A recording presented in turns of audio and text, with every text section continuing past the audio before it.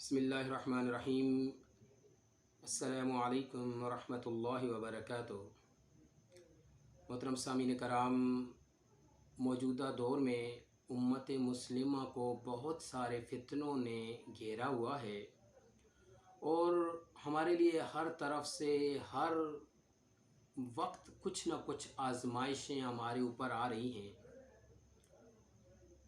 मोहतरम सामीन कराम, जिस तरह के मौजूदा दौर के अंदर सहाबा कराम खुसूसन हज़रत अबू बकर रज़ी अल्लाह ताला अन्हु को निशाना बनाया गया, उनकी ज़ात अक़दस पर एतराज़ात किए गए, या जिस तरह सहाबा कराम रिज़वानुल्लाहि अलैहिम अजमाइन के ख़िलाफ़ बकवास की जाती है, उनके ख़िलाफ़ तौहीन आमेज़ बयानात किए जाते हैं, हम इसकी पुरज़ोर मज़म्मत करते हैं और हम इस बात का ऐलान करते हैं और हम ये कहते हैं कि सहाबा कराम वो इस अंबिया के बाद इस दुनिया की बेहतरीन हस्तियां हैं।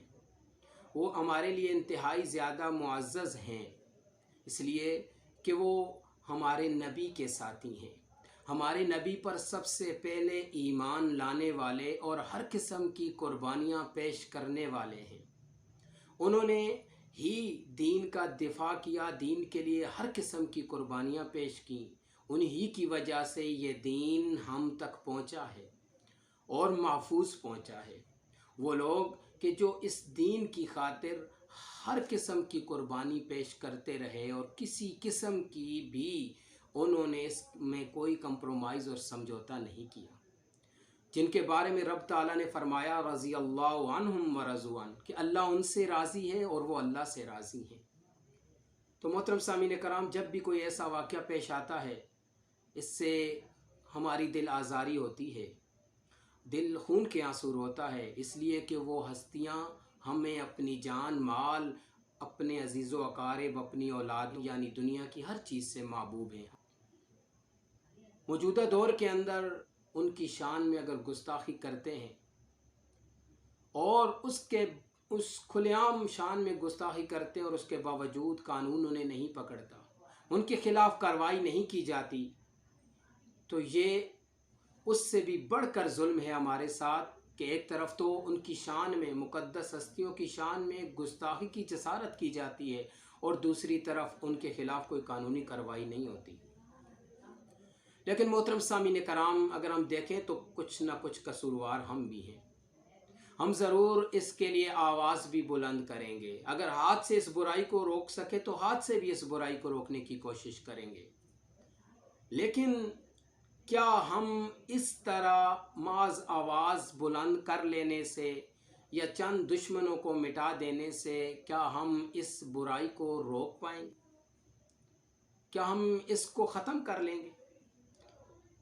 तो अगर देखा जाए महज यही बुराई नहीं है, बल्कि अगर हम अपने हालात देखें तो मजमूई लिहाज से हम तंगी का शिकार हैं। इसकी वजह हम खुद हैं।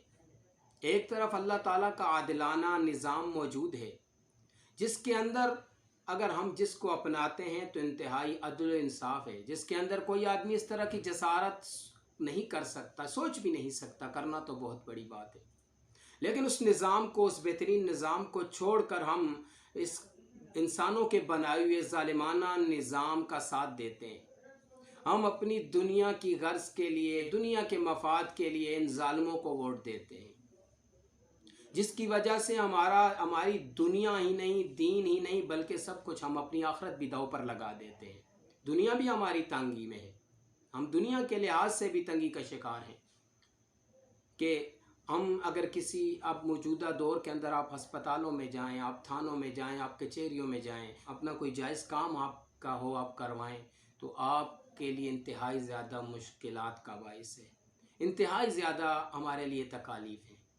यानी जिस दुनिया को हासिल करने के लिए हमने ये सब कुछ किया, अल्लाह के निज़ाम को छोड़कर इस शैतानी निज़ाम का साथ हम देते हैं, तो वो दुनिया भी हमें हासिल नहीं होती और उससे बढ़कर दीनी लिहाज से भी हमारे लिए बहुत ज़्यादा नुकसान का बायस है कि फहाशी और बेहयाई आम है।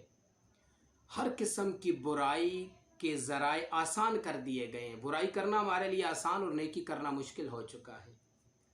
سود عام ہے، یعنی ہر وہ چیز جس کو شریعت نے حرام قرار دیا وہ کرنا تو آسان ہے. جو چیزیں حرام ہونی چاہیے تھیں، جو چیزیں جن پر پابندی ہونی چاہیے تھی وہ تو جائز ہیں، لیکن جن چیزوں کو کرنا چاہیے تھا، جن کی حکومت کی بھی ذمہ داری تھی، ہماری بھی ذمہ داری تھی کہ جن چیزوں کا کرنا اسلام کے اندر ہمیں حکم دیا گیا ان کا پورا کرنا ہمارے لیے لازم ہے، ایسی چیزوں پر پابندی ہوتی ہے یا ایسی چیزوں کا کرنا مشکل ہو جاتا ہے. اسی طرح جس طرح ہمارے دنیا کے تمام معاملات میں ہم ناکام ہیں، ہم تنگی کا شکار ہیں، اسی طرح اگر دیکھا جائے تو کبھی شاعر اسلام کی توہین کی جاتی ہے، کبھی صحابہ کرام کے خلاف باتیں کی جاتی ہیں، ان کی شان میں گستاخی کی جسارت کی جاتی ہے، اور کبھی نبی علیہ الصلوۃ والسلام جیسی مقدس ہستی کی شان میں گستاخی کی جاتی ہے. اگر دوسرے ممالک میں کی جاتی ہے تو اس کے لیے بھی ہمیں ایسا نظام لانا چاہیے کہ نہ تو ہمارے ملک میں کوئی اس کی جسارت کرے اور نہ ہی کوئی دوسرے ملکوں کے اندر اگر کوئی کرتا ہے تو ہم بحیثیت ایک ملک اس کے خلاف کھڑے ہو جائیں. اور یہ اسی صورت میں ممکن ہے کہ جب اس ملک جس مقصد کے لیے لیا تھا، اللہ کی زمین پر اللہ کا نظام قائم ہوگا، اس ملک کے اندر اللہ کا اور اس کے رسول کا پاکیزہ نظام جب تک قائم نہیں ہوگا، ایسی تکالیف اور مصیبتیں ہمیں پہنچتی رہیں گی.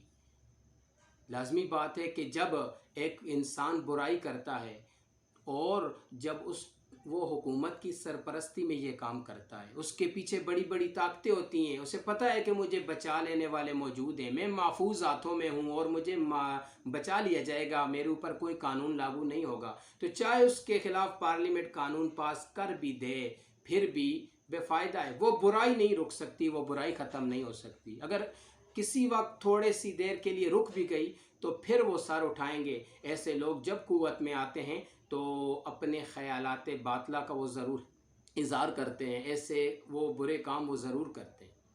تو اس لیے میری تمام بھائیوں سے یہ گزارش ہے کہ جب انتخابات کے دن آتے ہیں تو ہم انہی لوگوں کو ووٹ دیتے ہیں، اسی نظام باطل نظام کا ساتھ دیتے ہیں. وہ لوگ کہ جو آج نہ تو ہماری دنیا کے لیے کچھ کر رہے ہیں. آج کے حالات، آج کل پوری دنیا کے خصوصاً اپنے ہم ملک کے اندر حالات دیکھ لیں تو دنیاوی لحاظ سے آج تک جب سے پاکستان بنا ہے، ہمارے حکمرانوں نے ہمارے لیے کیا کیا؟ کچھ بھی نہیں کیا. ہر لحاظ سے ہم تنگی اور مصیبتوں اور پریشانیوں کا شکار ہیں. اور اسی طرح اخروی لحاظ سے بھی ہم اپنے آپ کو خراب کر رہے ہیں، اپنی آخرت تباہ کر رہے ہیں کہ دنیا کی خاطر ہم اللہ اور اس کے رسول کے پاکیزہ نظام کو چھوڑ کر اس باطل اور شیطانی نظام کا ہم ساتھ دیتے ہیں.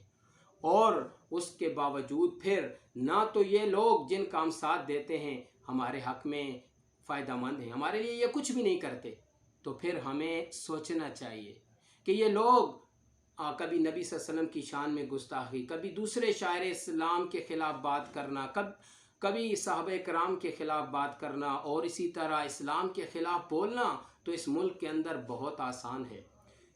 یہ اگرچہ مسلمانوں کے لیے دل آزاری کا باعث ہے، مسلمانوں کو اس سے بڑی سدکی ہوتی ہے، بڑی تکلیف ہوتی ہے، لیکن کیا ہم خود اس برائی کو ہاتھ سے روک سکتے ہیں؟ نہیں.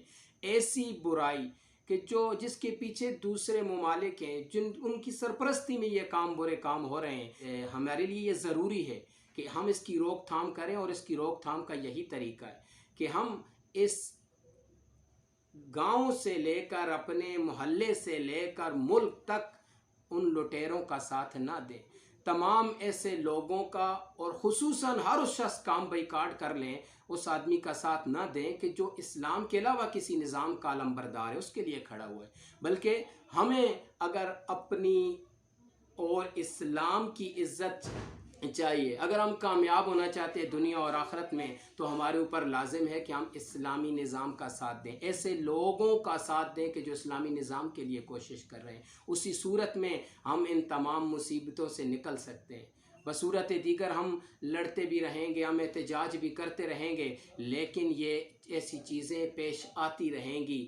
باطل اپنی برائی سے کبھی بھی نہیں رکتا جب وہ طاقت میں ہو، لیکن جب مومنوں کے ہاتھ میں طاقت آ جائے گی، جب اسلام کا نظام آ جائے گا تو پھر باطل کو ان کی اوقات میں لایا جائے گا، اسی صورت میں باطل رک سکتا ہے۔ اللہ تعالیٰ سے دعا ہے کہ ہم اس پر عمل کرنے کی توفیق عطا فرمائے۔ وآخر دعوانا ان الحمد للہ رب العالمین۔